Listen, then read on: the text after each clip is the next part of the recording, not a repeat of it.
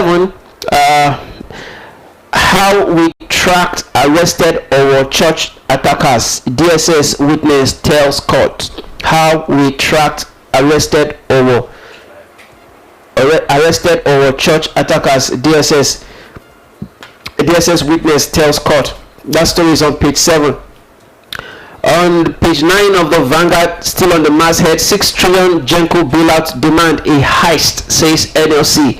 6 trillion Genco bailout demand a heist, says NLC. That story is on page 9. On page 8, El-Rufai spends second night in ICPC custody amid multi-agency probe. El-Rufai spends second night in ICPC custody amid multi-agency probe as commission raids residents in Abuja. Okay. Drivers operating under influence will be prosecuted. Lagos State government says drivers operating under influence will be prosecuted. Okay. All right, let's go to the main headline. Let's see what we can say, see what we can do concerning what Wale Edu says, saying that he's raising alarm that foreign debt service burden over foreign debt service burden. Okay, that story is on page 19 of the Vanguard.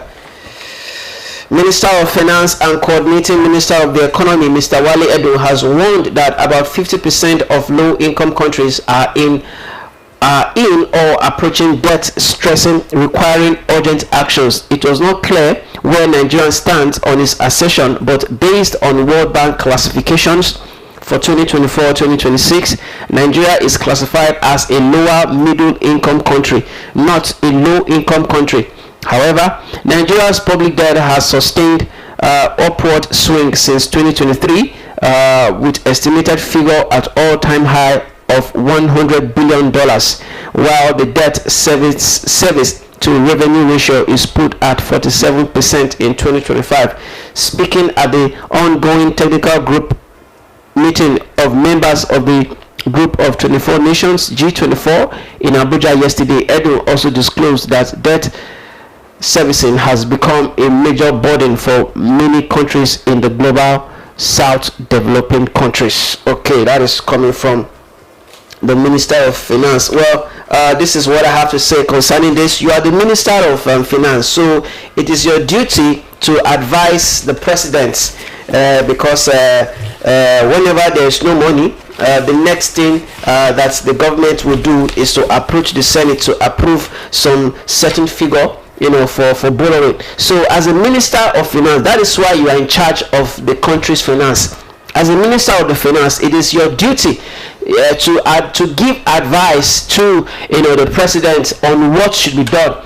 Yes, the budget for 2026 has been presented, over trillions of naira, and more than half of that budget will be on borrowing. So as a Minister of Finance, it is expected of you that any project that the government wants to undertake in the fiscal year, if those projects are not necessary, we want projects that will translate positively into the lives of people, not humongous or white elephant project that at the end of the day what comes out of it is nothing. Yes, infrastructure is good. It is good to borrow money to fund infrastructure, but the infrastructure you are borrowing money to fund, what is the return of investment of that infrastructure? You just can't borrow money to construct a road, and at the end of the day you will not get nothing back. You can't just borrow money to sponsor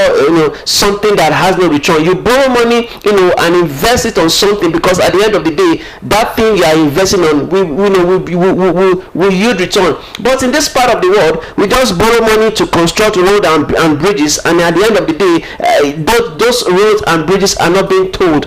Nothing is coming in from those road and bridges that are done. So it is important that as a Minister of Finance, You are the Minister of Finance and the coordinating Minister of the Economy. So it is your duty and your responsibility to advise the government that, Mr. President, this borrowing that you want to undertake, I want to advise that you can pedal it a little while because of what we are having at the moment. Nobody will put a gun on your head to say, why did you advise the president so? I don't know. Thank you, Kenneth. I really love that point. Most of the projects we are borrowing for, are they generating return?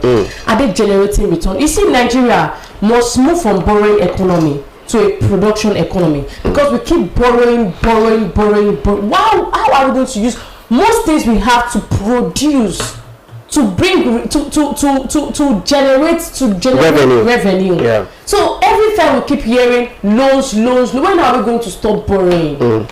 So if this borrowing, the projects we are borrowing for, if it is not generating anything, we should stop it. But if it is generating something tangible, let me be clear to the citizen. Borrowing that will not yield any positive impact in the lives of the people should be stopped. It should be stopped. That is how